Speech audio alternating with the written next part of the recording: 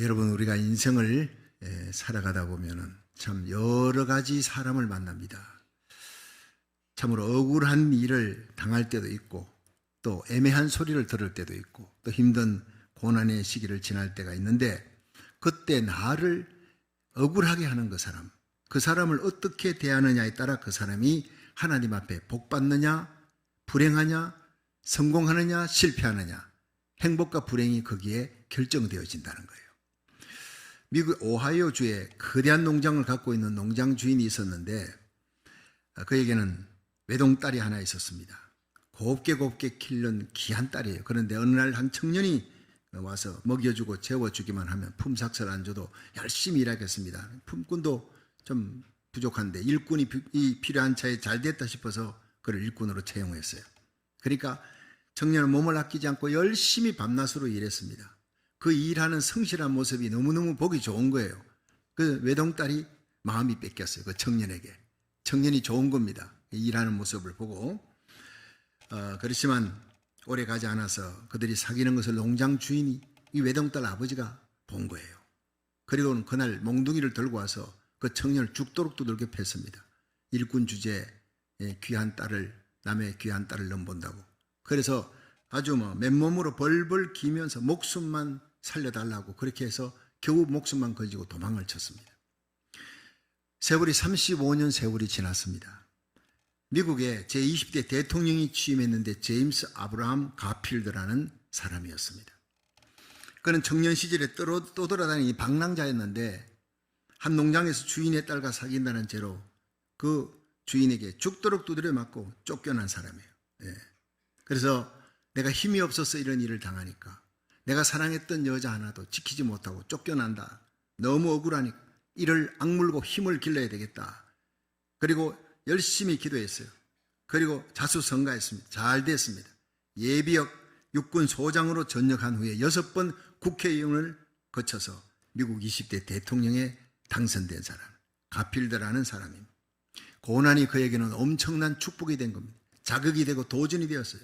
그러지 않았다면 오히려 그냥 그렇게 살아갔을 텐데, 매로 두드려 맞는 그 고난 때문에, 그 억울한 일 때문에 그는 그걸 딛고 축복의 자리, 대통령의 자리까지 올라갔습니다. 한편 나이가 많아진 농장 주인이 오래된 창고를 이제 개조하기 위해서 구석진 방을 치우던 중에 아주 오래전에 한 청년을 두드려 패고 쫓아냈는데, 그 청년에게 묵으라고 주었던 조그마한 구석방에 먼지가 뒤덮여 있고 버려졌던 그 방에 가방이 하나 발견된 겁니다. 그 청년이 가방을 두고 갔구나. 열어보니까 성경책이 하나 나왔어요. 그 성경책 첫머리를 딱 펼쳐드는 순간에 깜짝 놀란 거예요. 거기에 서명이 제임스 아브라함 가필드 이렇게 적혀 있었습니다. 까딱하면 대통령의 장인이 될 뻔했는 걸 놓쳐버린 거예요. 그보다 더 놀라운 것은요, 그 대통령이 자기에게 복수하지 않았다는, 그 높은 자리, 권세의 자리에 올라가서 죽도록 이유 없이 자기 딸 서로 사랑했던 그 죄밖에 없는데 두드려 팼으니 복수할 수 있잖아요. 어떤 방법으로든지. 복수하지 않았다는 거예요. 가필드 대통령 훌륭한 크리스찬이었습니다. 그는 기가 막힌 환난과 억울함을 당하고도 그 고난을 발판으로 삼아서 대통령 자리까지 올라갔고, 그는 하나님의 사랑으로 농장 주인을, 자기에게 그렇게 개 패듯이 팼던 농장 주인을 용서해 준 사람이에요. 오늘 본문에 나오는 다윗도 똑같은 상황을 겪었지만 모든 고난을 믿음으로 이겼습니다. 다윗이 수많은 시련을 딛고 이스라엘 통일 왕국의 왕이 되었어요.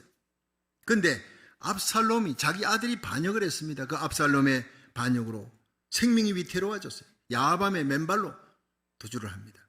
신발 신을 겨를이 없습니다. 자식이 반역을 했기 때문에 남 부끄러워서 머리를 풀고 자기 얼굴을 보이지 않으려고 울면서 가는 거예요. 기가 막힌 상황이 닥쳤습니다. 그런데 그 가운데 바후림을 지날 때 시므이라고 하는 사울 족속의 한 사람이 나와서 돌을 던지며 저주합니다. 그 저주를 받으면서 그 다윗이 어떤 태도를 가졌기에 하나님이 감동하신 거예요. 억울한 일을 당하고도 저주를 받으면서도 이 다윗이 어떤 태도를 가졌기에 하나님이 이 다윗을 좋게 여겨 그 다윗의 자리를 다시 회복시키고 권세를 회복시켜 주었습니다. 시므이를 이기는 그 다윗의 태도를 오늘 살펴보면서 저와 여러분이 은혜 받는 시간 되기를 주의 이름으로 축원합니다. 첫째로 다윗은 하나님의 주권을 믿는 신앙으로 심의, 인생 심의를 이기게 되는 거예요. 우리 사무엘하 16장 10절 한번 읽어봅니다. 시작. 왕이 가로되 스루야의 아들들아 내가 너희와 무슨 상관이 있느냐? 저가 저주하는 것은 여호와께서 저에게 다윗을 저주하라 하심이니 내가 어찌 그리하였느냐 할 자가 누구겠느냐 하고 아멘. 자, 이 다윗과 그의 일행들이 바울임을 지날 때 그 고통과 아픔의 시간, 아들이 자기의 아들 압살롬이 반역을 일으켰어요. 부끄러운 일 아닙니까? 그런데 그 반역하는 사람들이 너무 크니까 죽겠다 싶어 생명 살기 위해서 생명을 건지려고 야반 도주를 하는 거예요. 맨발로 도망을 치는 그 시간에 바울임을 지날 때 모든 백성들이 왕과 함께 눈물 흘리며 지나가는 그 시간에, 그 아픔의 시간에 상처에다가 소금을 뿌리고 고춧가루를 뿌리는 식으로 바울임에 나타나 언덕바지에서 한 사람이 소리를 지릅니다. 저주를 합니다. 돌을 던지고 먼지를 날립니다. 다윗을 저주하는 그 심의를 보고 옆에 있던 군장이 화가 난 거예요. 왕이여, 저 죽은 개 같은 자가 왕을 저주하니 청컨대 나에게 허락해주면 내가 가서 단칼에 목을 베어버리겠습니다. 다윗이 가만만 있어도 그 사람은 죽습니다. 아직도 다윗은 주위에 장군들이 있고 군사들이 있는 힘이 있는 사람이에요. 그가 말만 하지 않고 눈만 감고 있어도 그는 죽게 생긴 사람인데 다윗이 뭐라 그러냐? 스루의 아들들아, 아비새 장군에게 너가 그 이 일에 무슨 상관을 가졌기에 네가 나서느냐? 가만두어라. 여호와께서 그에게 다윗을 저주하라 하셨다. 그가 저주하는 것은 하나님이 시킨 일이니까 가만두어라 그러는 거예요. 참 다윗의 위대한 신앙 인격입니다.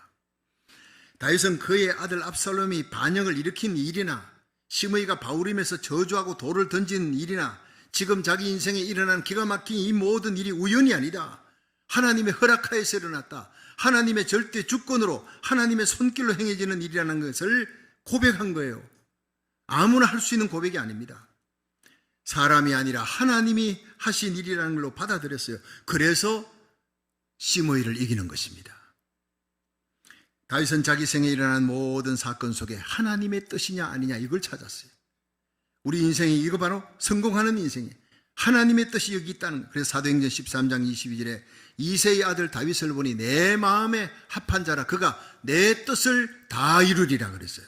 하나님의 마음에 합한 사람은 하나님의 뜻을 찾는, 모든 사건 속에 하나님의 뜻을 찾는 사람인 줄로 믿으시기 바랍니다.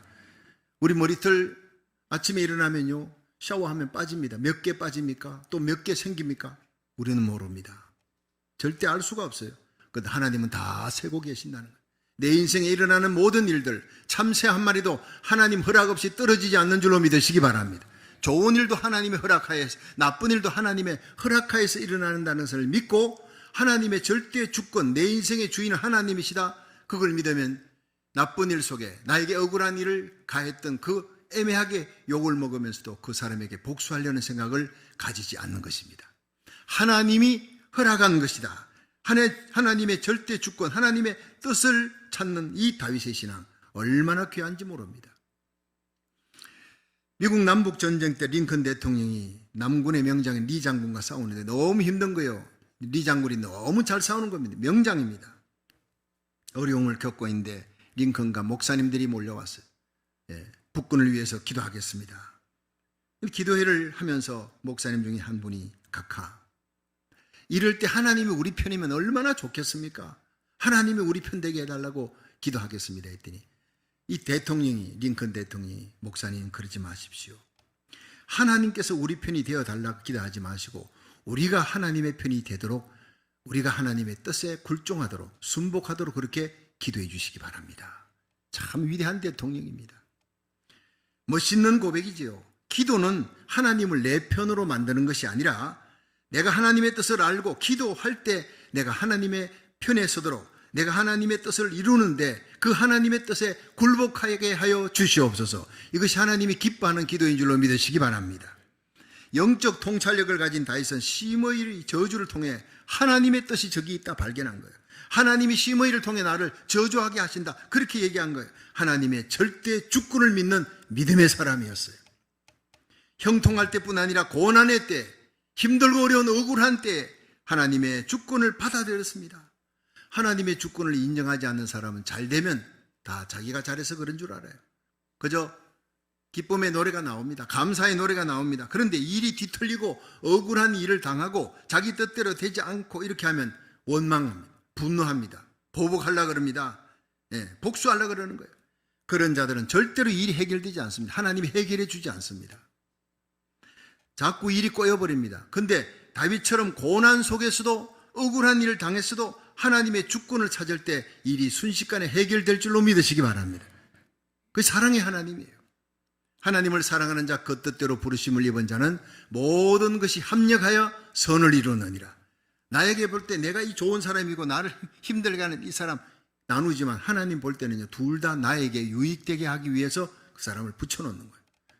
그가 나를 힘들고 어렵게 합니까? 내가 하나님 앞에 더 엎드려 기도하라고, 하나님께 나가라고 밀어붙이는 하나님의 뜻이라는 거예요. 이 창세기 45장에 보면 이 요셉의 유명한 신앙 고백이 나오죠. 창세기 37장부터 요셉의 얘기가 나옵니다. 창세기 끝, 창세기 50장까지 그 긴 장에 요셉의 얘기가 쭉 펼쳐지는데 창세기 37장에는 17살 된 소년이 꿈을 꿉니다. 꿈쟁이 16살 때까지는요, 꿈 얘기가 없어요. 요셉의 얘기가 아무것도 없습니다. 그러니까 하나님은 꿈꾸는 요셉으로부터 얘기를 시작하는 거예요. 우리가 꿈이 없으면, 하나님 나라에 대한 꿈이 없으면 여러분 하나님 앞에서는 백지입니다. 아무것도 아닙니다. 예수를 믿는 순간 천국의 꿈을 꿉니다. 예수를 믿는 순간 나를 구원하신 십자가 부활의 복음을 전하는 그 복음 전하는 꿈을 꿉니다. 선교의 꿈을 꿉니다. 그것이 하나님이 기뻐하는 성도요, 하나님이 기뻐하는 교회인 줄 믿으시기 바랍니다.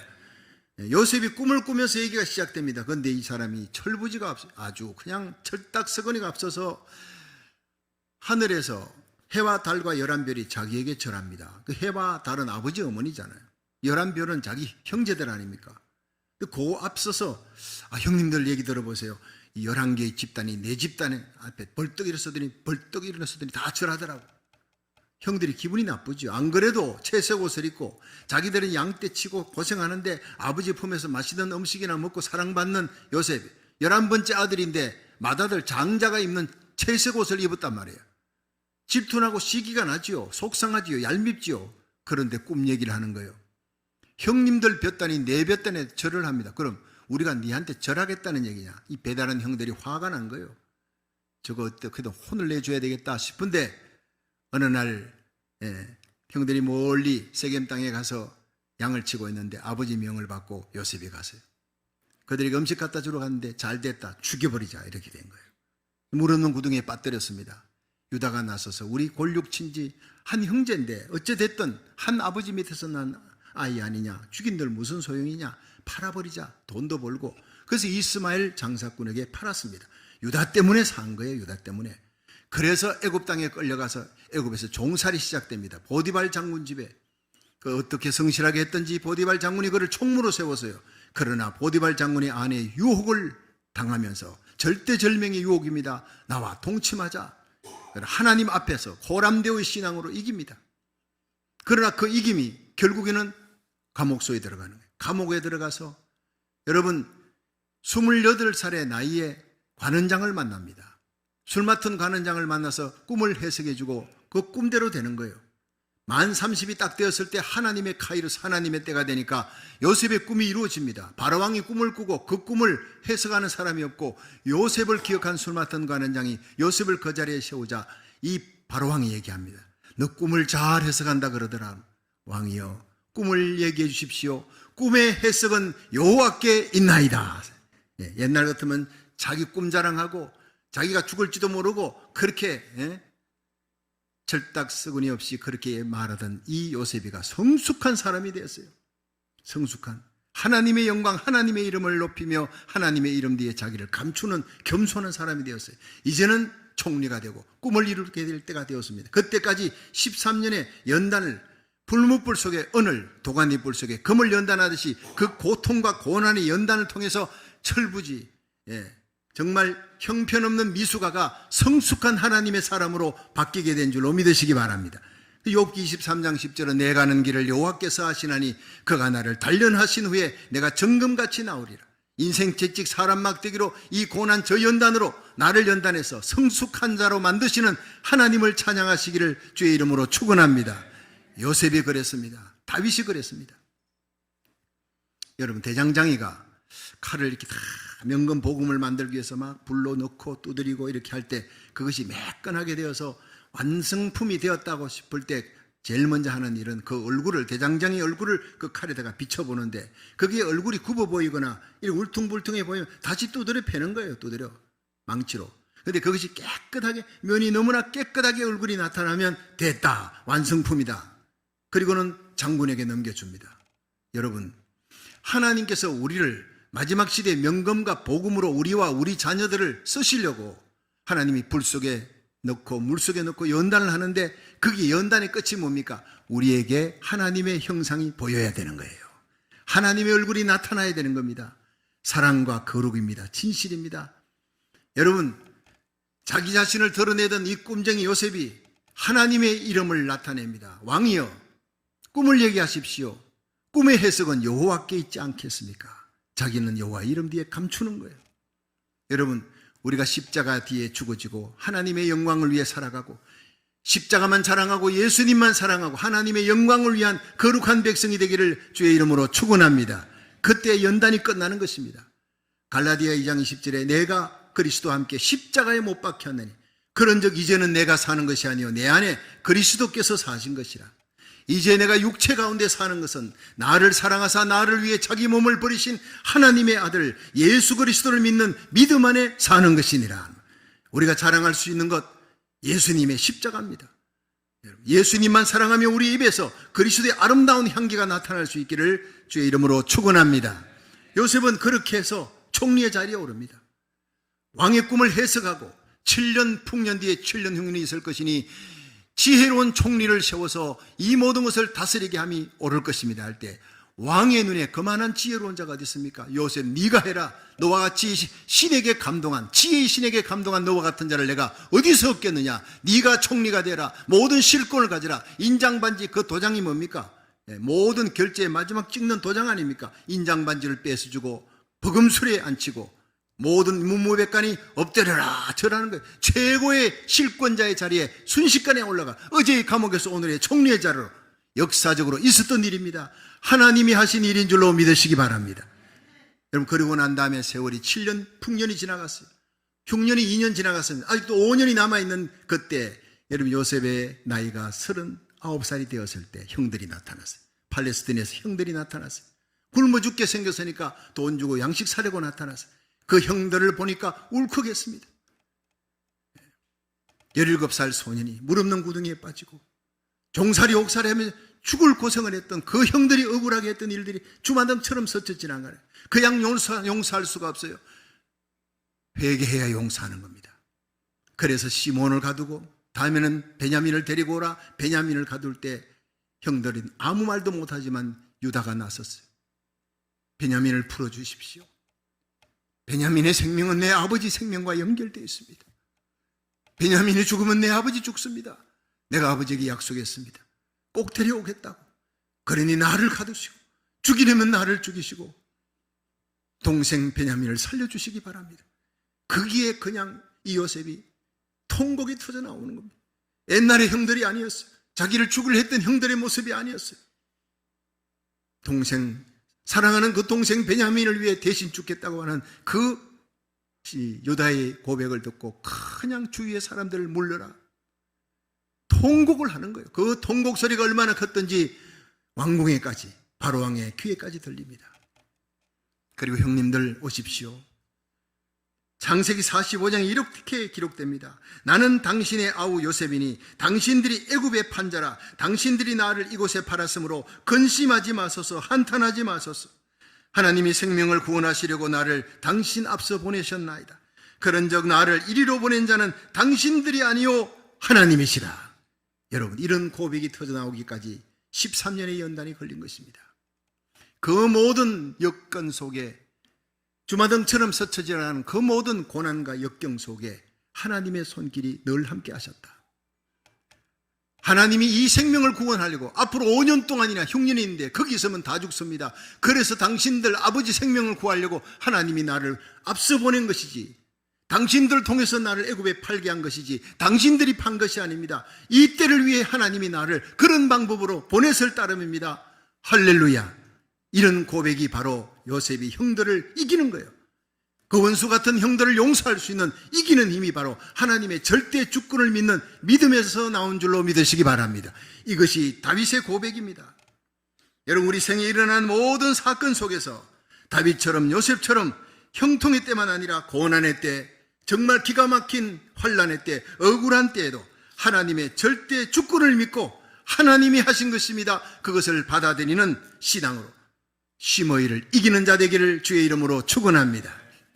두 번째, 이 다윗은 회개하는 신앙으로 시므이를 이겼습니다. 우리 사무엘하 16장 11절을 한번 읽어봅니다. 시작. 또 아비새와 모든 신복에게 이르되 내 몸에서 난 아들도 내 생명을 해하려 하거든 하물며 이 베냐민 사람이랴. 여호와께서 저에게 명하신 것이니 저로 저주하게 버려두라. 자, 여러분, 이게 뭡니까? 내 아들, 내 몸에서 난 아들 압살롬도 나를 죽이려고 달려오는데 반기를 들었는데 하물며 사울 족속 이 베냐민 지파 출신인 시므이가 나에게 저주하고 돌 던지는 거, 이것 정도는 하나님의 징계치고는 너무 약한 거 아니냐? 기쁨으로 받아들이겠다는 거예요. 다윗이 시므이의 저주 속에 과거에 자기가 지은 죄를 생각해냅니다. 우리아의 아내 밧세바를 범하고 엄밀하게 범한 그 죄가 드러나게 생겼으니까 이제는 전쟁터에 나가서 왕의 명령을 받고 싸우는 충신 우리아입니다. 그 우리아를 불러서 죽이는 것입니다. 모략으로 자기 뜻대로 안 되니까 우리아 장군을 죽였어요. 그 큰 죄를 생각하면서 하나님 앞에 눈물로 회개하는 시간을 가진 거예요. 시므이의 저주 속에서 자신을 돌아보는 거예요. 자신을 성찰하는 거예요. 회개하는 영적 민감성이 있었습니다. 하나님이 이것을 귀하게 보셨다. 그래서 다윗은 하나님 마음에 합한 자라 그러는 거예요. 작은 죄를 지어도 자기 성찰을 하지 않고 회개하지 않는 사람이 많습니다. 큰 죄를 지어도 작은 사건 속에서 내가 죄 지었다, 이것은 바로 하나님의 손길이다 하며 펑펑 눈물 흘리며 십자가로 나가는 사람, 하나님이 기뻐하는 사람입니다. 우리는 다윗의 회개하는 모습에서 세상 살아갈 때 사람으로부터 비방이나 비난받을 때 무조건 분노하거나 복수하려는 그런 태도를 가지면 하나님 절대 은혜를 베푸지 않습니다. 어려움 당할 때 철저히 십자가로 달려가십시오. 십자가 밑에 무릎을 꿇고 하나님, 내가 잘못했습니다. 내 잘못으로 이런 일이 일어났습니다. 회개하는 자리로 나가 주님 앞에 눈물 흘리면 하나님의 음성을 듣는 축복의 역사, 하나님과 다시 회복되는 놀라운 은혜의 역사가 일어날 줄로 믿으시기 바랍니다. 시계와 톱밥이라는 글이 있는데 그 내용이 참 재밌습니다. 어느 부자가 톱밥이 많이 쌓여있는 그런 곳에 친구들하고 놀러를 갔어요. 한참 놀다가 이제 집에 돌아갈 시간이 되었는데 보니까 시계가 없어진 거예요. 다이아몬드가 박혀 너무나 값비싼 시계인데 아무리 찾아도 나오지 않으니까 이제 자기 주위에 있는 사람들에게 내 시계 찾아주면 큰 보상을 하겠다. 사람들이 그 보상금에 그냥 눈이 어두워서 막 시계 찾는다고 정신이 없어 시끌시끌한 거예요. 아무리 찾아도 시계는 나오지 않았습니다. 모두가 이제 지쳐갈 무렵에 한 소년이 나오더니 아저씨, 모두들 자리에 좀 앉아주세요. 앉아주시고 아무 말씀하지 마시고 잠시만 침묵을 좀 지켜주세요. 조용해졌습니다. 정막이 흐르는데 정막 한가운데 소년은 그 자리에 무릎을 꿇었어요. 그리고 귀에다 땅을 다 이렇게 대어놓고 가만히 귀 기울이니까 찰칵 시계 소리가, 사람들이 뜯을 때 들리지 않던 시계 소리가 어디서 들리는 거예요. 톱밥 안에 어느 곳에서 가서 손을 넣어보니까 거기에 시계가 나왔어요. 시끄러운 곳에서는 시계 소리를 듣지 못합니다. 모두가 조용할 때 정막 한가운데 귀를 기울여 세미한 시계 소리를 듣고 시계를 찾은 소년처럼 우리가 십자가 밑에 무릎 꿇어야 돼요. 고통의 시간, 어려운 시간, 억울한 시간이 닥치면 십자가 밑에 나와 조용히 무릎 꿇고 회개해야 합니다. 어떤 때는 부르짖는 기도가 너는 내게 부르짖어라, 내가 네게 응답할 것이고 네가 알지 못하는 크고 비밀한 일을 보여주리라. 예레미야 33장 2절입니다. 환난 날에 나를 부르라. 하나님은 부르라 그랬어요. 통성으로 기도하라. 근데 때로는요, 엘리야처럼 호렙산에 가서 조용히 무릎을 꿇으면 세미하게 들려오는 하나님의 음성을 들을 때가 옵니다. 교만한 마음, 강팍한 마음, 세상 소리로 분주한 마음 속에는 결코 하나님의 음성, 성령님의 음성을 들을 수가 없습니다. 우리가 겸손히 십자가 밑에 무릎 꿇고 기도할 때 성령님께서 내 생각과 말과 행위가 하나님 앞에 범죄한 것을 하나하나 깨닫게 하시고 하나님 앞에 회개하게 하시고 십자가 보혈의 피로 용서받고 다시 하나님 관계를 회복시키는 역사가 일어날 줄로 믿으시기 바랍니다. 십자가 보혈의 피밖에 없습니다. 내 죄를 해결하고 내 억만 죄악을 씻고 먹같이 그 먼지를 희게 할 수 있는 능력은 십자가의 보혈의 피밖에 없는 줄로 믿으시기 바랍니다. 그렇습니다. 그래서 저는 예배드릴 때 설교 전에 항상 찬양할 때 십자가 보혈의 찬양, 그 보혈의 찬양이 흐르면 예수의 보혈의 피로 내 영혼을 깨끗이 적시는 거예요. 다시 하나님 관계가 회복되는 것입니다. 은혜 중에 제일 큰 은혜가 회개의 은혜예요. 억만 죄악으로 죽어 지옥에 던져질 수밖에 없는 죄인이 천국 가면 하나님의 아버지라 부르며 하나님 자녀 예수 그리스도의 신부로 왕같은 제사장으로 존귀하게 되는 것은 바로 회개의 문을 통과하기 때문에 천국은 회개하지 않은 자가 절대로 갈 수 없는 곳입니다. 바로왕같이 강팍한 마음 절대 회개할 수 없어요. 회개가 끝까지 안 되는 것을 성령 회방자라 그럽니다. 어떤 큰 죄도 하나님은 용서해 줍니다. 자기 아들을 우리 위해 아낌없이 십자가에 내어놓으신 하나님이 어찌 그 아들과 함께 우리에게 모든 기도를 응답 주지 않겠느냐? 반드시 응답 주십니다. 다윗은 살인죄, 간음죄입니다. 얼마나 엄청난 죄입니까? 그러나 그가 조용히 무릎 꿇고 눈물로 회개하며 심의의 저주 가운데 하나님의 음성을 듣는 거예요. 하나님이 저를 통해 나에게 저주하라 하신다. 회개하고 눈물 흘릴 때 하나님이 용서해 주시는 겁니다. 회개는 죄인을 의인으로 만드는 거예요. 회개는 지옥 갈 인생을 천국으로 가게 만듭니다. 거기 하나님의 능력이 있습니다. 회개는 겸손한 자, 마음이 상한 자에게 임하는 성령의 역사예요. 겸손의 골짜기에 은혜의 생수가 찬다 그랬어요. 시편 51편 17절에 하나님이 구하시는 제사는 상한 심령이라. 하나님이여 상하고 통회하는 마음을 주께서 멸시치 아니하시리라. 오늘 이 예배 가운데도 상한 마음, 겸손한 마음, 내 가슴을 치는 마음, 하나님이여 나는 죄인입니다 하며 나가는 그 예배, 그 기도를 하나님이 들어주실 줄로 믿으시기 바랍니다. 넘어지고 쓰러져도 다시 십자가 붙들고 일어나는 거예요. 그게 부흥이 있습니다. 1903년 원산에서 하디 선교사가 홀로 기도하는 가운데 성령의 기름 부음을 받습니다. 자기 지은 죄를 회개하게 하는데 성령님께서 네가 이 땅에 선교사로 왔지만 한국민족, 조선민족을 너는 무시했다. 우월감을 가지고 너는 미국 사람이다. 한국 사람을 무시했다. 그 죄를 회개하라. 눈물이 쏟아지면서 가슴이 뜨거워지는 그 은혜를 체험했어요. 그리고 이걸 선교사들이 모인 자리에서 간증을 했습니다. 하나님이 이렇게 기도하는 중에 세미한 음성이 들렸고 내가 눈물로 회개했습니다. 이 조선민들 미개한 자들이라고 내가 무시했던 것 다 회개했습니다. 그 순간 여기저기서 선교사들이 울기 시작합니다. 자기들의 모습이 그랬으니까 부흥회가 되어버렸어요. 그로부터 3년 동안 하디 선교사를 중심으로 한 선교사들이 회개운동을 일으키고 눈물로 하나님 조선 땅에 성령의 기름 부음이 성령으로 대부흥이 일어나게 하여 주시옵소서. 그 기도 끝에 1907년 평양 장대헌교회 길선주 목사님의 회개와 함께 여러분 큰 부흥의 역사가 일어난 줄로 믿으시기 바랍니다. 1907년만 기억하지 마십시오. 1907년 이전에 1903년 하디 선교사와 선교사들의 눈물의 회개 운동이 3년이 있었습니다. 우리나라 살리기 1,000번째 매일 새벽마다 나가 하나님이여 내가 태어나고 자라난 조국 땅 하나님 부흥시켜 주시고 차별금지법을 막아주시고 미국의 평등법을 막아주시고 엄난하고 폐역한 이 땅을 한국과 미국을 다시 회복시켜 선교의 마지막 제사장 나라로 선교의 주역의 나라로 우리 고국을 미국을 사용하시고 우리 자녀들 손자 손녀를 사용해달라고 눈물로 새벽 기도를 드립니다. 이 기도를 하나님이 들어주시고 이 회개를 들어주시고 놀라운 대부흥의 역사가 일어나게 할 줄로 믿으시기 바랍니다. 놀라운 대부흥에는요 큰 기도의 역사가 밑거름이 있었다는 사실을 잊지 마십시오. 여러분 우리의 삶 속에 일어나는 모든 사건 속에서 하나님의 음성을 듣기 원합니다. 겸손한 마음으로 다윗처럼 회개하여 치유와 회복과 부흥의 역사가 여러분의 심령, 여러분의 가정, 우리 교회, 미국과 한국 땅에 일어나기를 주의 이름으로 축원합니다. 마지막 세 번째, 다윗은 하나님의 긍휼과 은혜를 구함으로 인생 시므이를 이겼습니다. 우리 사무엘하 16장 12절부터 13절 읽어봅니다. 시작. 혹시 여호와께서 나의 원통함을 감찰하시리니 오늘날 그 저주 까닭에 선으로 내게 갚아주시리라 하고, 자, 여기에서 다윗은 나의 원통함을 하나님이 감찰하시리니, 그 시므이가 나에게 저주한 그 까닭에 하나님이 내게 선으로 갚아주시리라 그랬어요. 예.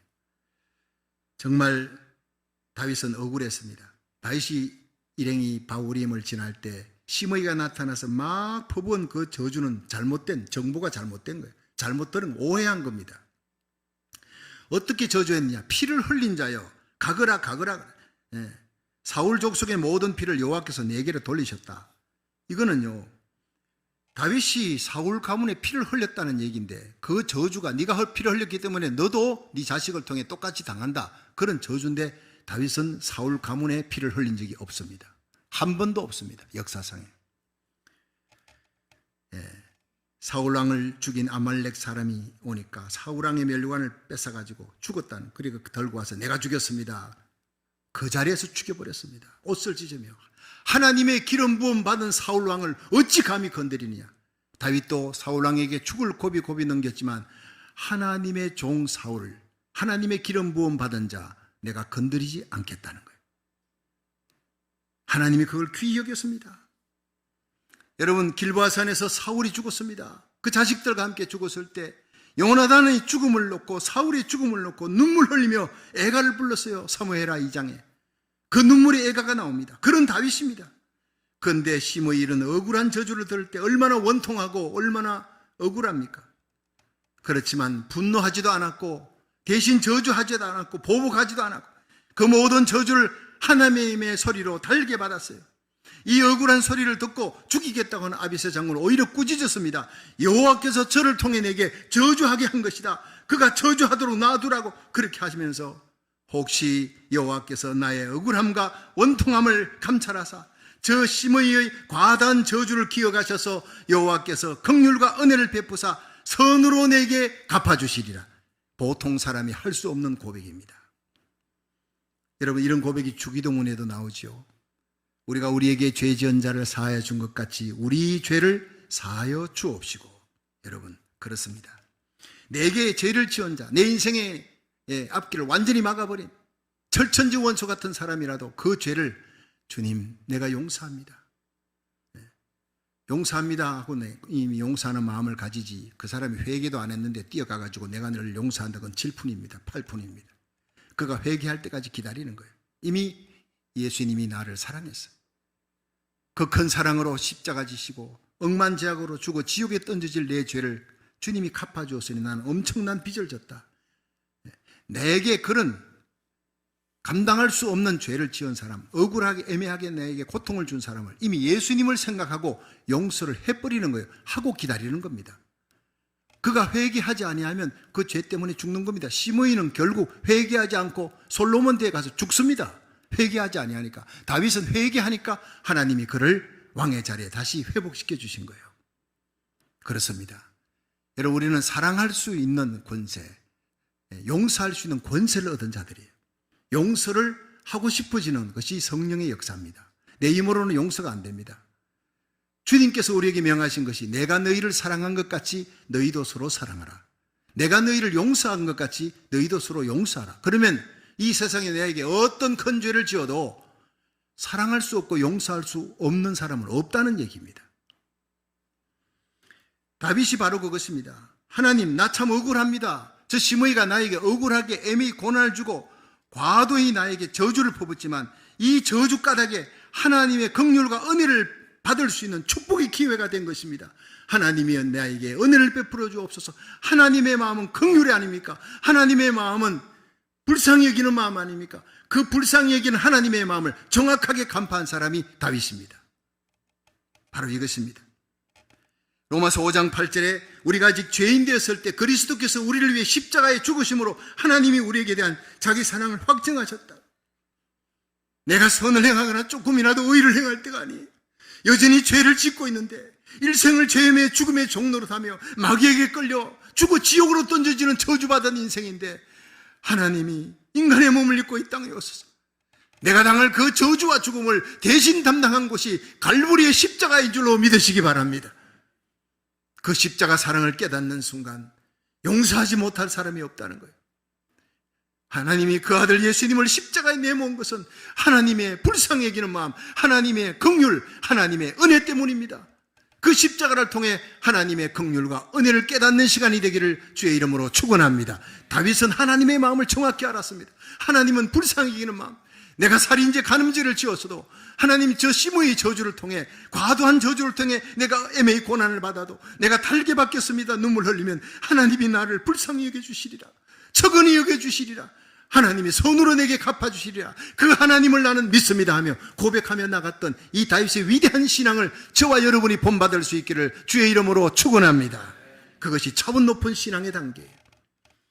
누가복음 15장 20절에 보면 당자가 아버지 집을 향해 갑니다.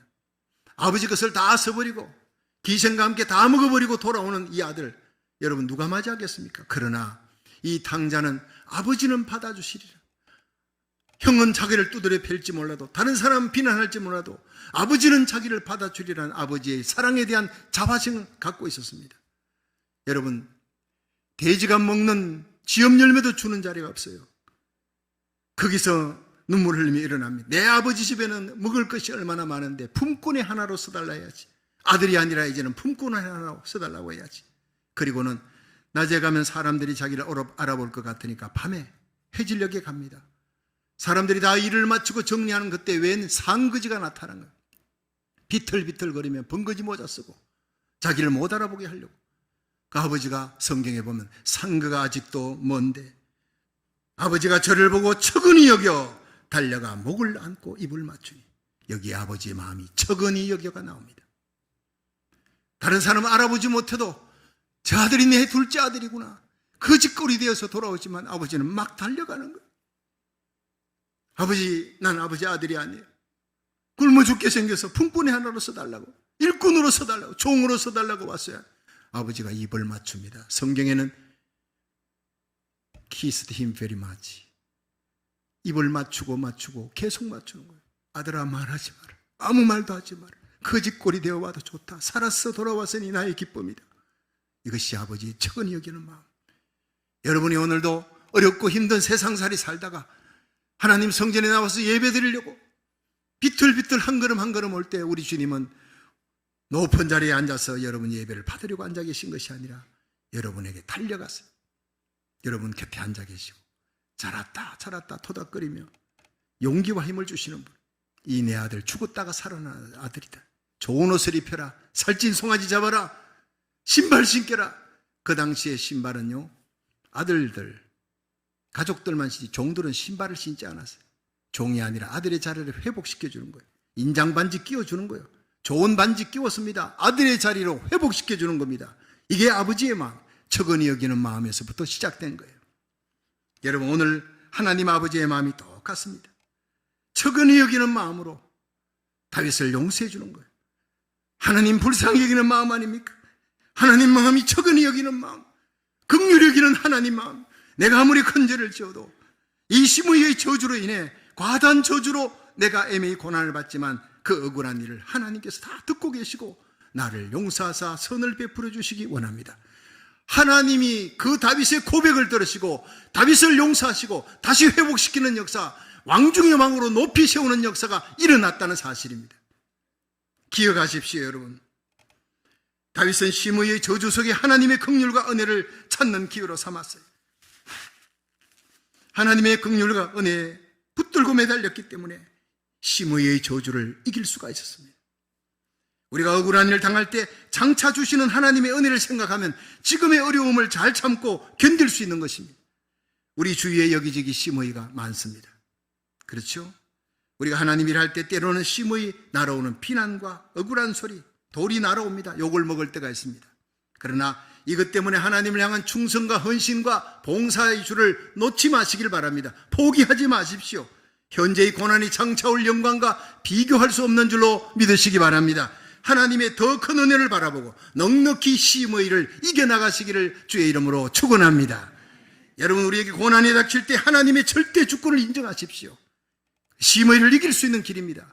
고난에 닥칠 때 겸손히 십자가 밑에 회개의 무릎을 꿇으십시오. 심의를 이길 수 있는 길입니다.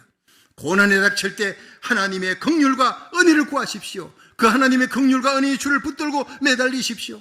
다윗처럼 축복받는 놀라운 역사가 저와 여러분에게 일어날 줄로 믿으시기 바랍니다.